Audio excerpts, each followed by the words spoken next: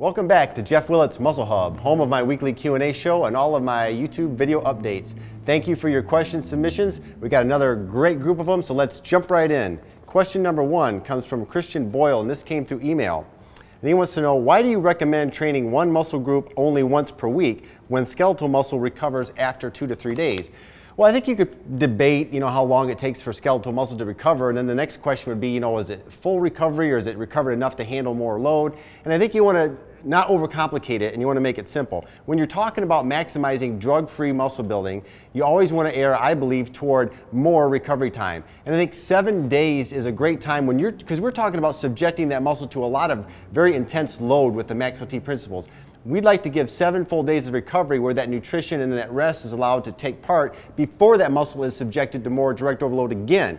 But let's not forget, even though we're training a body part only 1 time per week, when we talk about that, we're talking about direct overload, but those body parts are still getting worked as secondary muscles all week long. So through the course of a 5-day Max OT training schedule with a lot of compound moves, the muscles are getting worked repeatedly, pretty much all of them at different points. So 1 time a week, once every 7 days for direct overload, and then let the rest and the nutrition do the work. Question number 2 comes from Dari, and this came in through email. And he asks, the current nutrition plan that I'm following is that I try to bulk for 6 to 8 weeks and then I cut for 4 weeks. Do you think that's a good approach? That's not exactly how I like to look at it, and maybe it's just how I view the word. I mean, maybe it's not quite meant like this, but whenever I hear the term bulk, to me that's almost saying overeating or an excuse to get fat or put on fat to gain muscle. And I do not believe that you have to gain fat or put on fat to gain muscle. I think if you're doing a smart plan, a smart nutrient profile and timing and selection, I believe that you can, at minimum, not gain fat. I think you can actually lose some fat while you're gaining muscle, but certainly at a minimum, when you're in a maximum muscle building phase, I think any fat gain could be really kept at a minimum, again, with your smart plan. So rather than think of bulking and cutting, I like to kind of phrase it as either a maximum muscle building phase or a maximum fat burning phase. And I talk about shifting the pendulum. And we shift that pendulum toward one or the other by what we're doing calorically and by our cardio output. So again, maybe it's just how I'm viewing the term, but I never really like the term bulk because I don't like the notion that you have to gain fat or just pile on a bunch of calories, because calories, just for the sake of calories, are not going to help you build muscle. But smart nutrient timing and nutrient ratios with Max OT training will. Question 3 comes to us from Grant, and this is through Facebook. When you say progressive overload, does that mean adding weight to the bar to get growth? And what Grant's talking about is that I say with the Max OT principles, the goal is to progressively overload the muscle. But that doesn't necessarily always mean more weight on the bar every workout. If that were the case, if someone working out 20 years would be an 800-pound bench presser. So it's not always adding weight to the bar.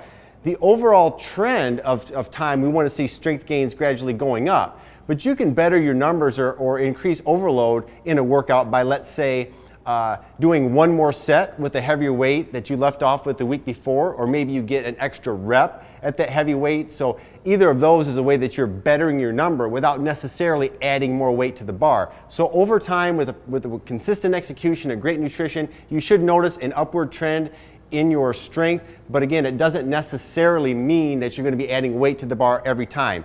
Let the rep range be your guide. Go for 4 to 6 reps. When you hit that 6th rep on your own, that's when you're going to add weight. And again, over time, that progressive overload is going to keep signaling the optimal response for the muscle to grow and get stronger. Question 4 is from Louis Villamar, and this came through Facebook. He says, I have knee problems and I can't do heavy barbell squats. With that said, are there any alternatives to the back squat and still following the Max OT principles? He also states he's able to do front squats and lunges, doesn't have a problem, and he does not have access to a leg press.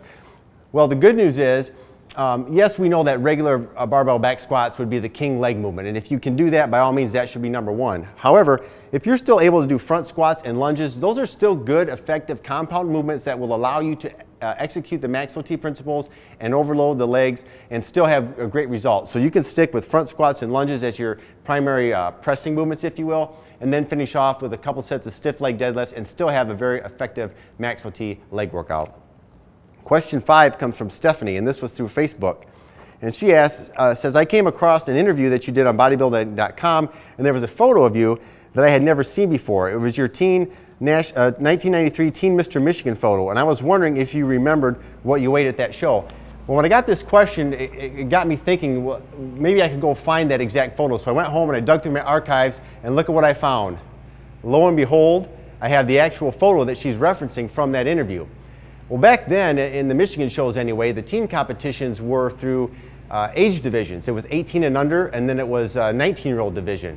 So in this show, I actually won the 19-year-old division and then the overall, but there wasn't weight classes. So weight wasn't a big issue of me, so I don't remember exactly, but I do know it was somewhere in the 180-pound range, and the reason I know that is because I did compete in the men's open. It was the Junior Michigan that night, and I was in the light heavyweight division, and then a few months later, I entered into the 1993 Teenage Nationals, where I placed 5th in the light heavyweight division, and you bodybuilding historians out there can correct me or maybe find this information out for me, but I'm not sure that any teen nationals ever produced more IFBB pros than the 1993 version of that show.